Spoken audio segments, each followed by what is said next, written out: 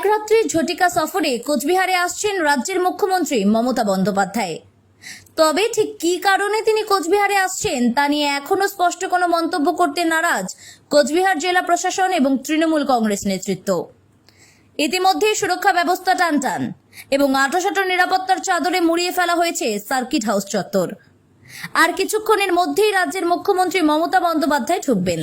বলা বাহুল্য, এর আগে তিনি গিয়েছিলেন ট্রেন দুর্ঘটনা ক্ষতিগ্রস্তদের সাথে দেখা করতে। মন্ত্রী আসবে, মুখ্যমন্ত্রী কর্মসূচি, আমি বলবো যে কি কর্মসূচি হবে, এটা প্রশ্ন হলো।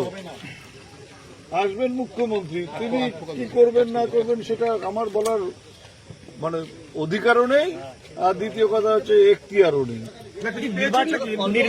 নির্বাচনের জয়লাভের পর প্রথমবার মুখ্যমন্ত্রী এখানে আসছেন। কুচবিহার একমাত্র উত্তরবঙ্গে জয়লাভ করেছে, কতটা তাৎপর্যপূর্ণ দলের কাছে? আমার মনে হয় সেই জন্যই ওরা তো বাগডোগরার থেকে এখানে আসছে না, শিলিগুড়ির থেকে এখানে আসছে। জেলা নেতাদের নিয়ে কি আবার একটা বুঝতে পারেন এখানে? সেরকম কোনো খবর আমাদের কাছে নেই, আমরা সব তৈরি, ডাকলেই সুযোগ সব ঢুকে যাবে। কোনো আপনাদের কাছে কি বার্তা এসেছে? মুখ্যমন্ত্রী আসছেন, আমরা সবাই খবর পেয়েছি, আমরা মুখ্যমন্ত্রী আসবার জন্য অপেক্ষা করছি। উনি যা বলবেন, যা করবেন সেটাই আমরা পালন করব। কি খবর রয়েছে? না, কিছু জানি না, হঠাৎই আমরা টিভিতে দেখলাম উনি যখন দমদম এয়ারপোর্টে প্রেস মিট করছিলেন তো তিনি কুচবিহারে আসতে পারেন, তো তাতেই আমরা জানতে পেরেছি।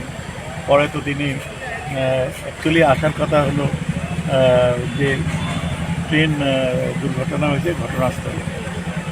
দিদি এই ব্যাপারে তো সবসময় এই ঝড়ের সময় তিনি সবার আগে এসছেন এবং ট্রেন দুর্ঘটনা এর আগেও তিনি এসছেন, আজকেও তিনি এসছেন।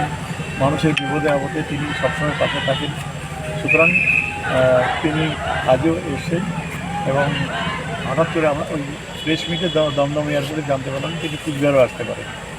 সুতরাং তারপর খোঁজ নিয়ে জানলাম যে তিনি আসতেছেন।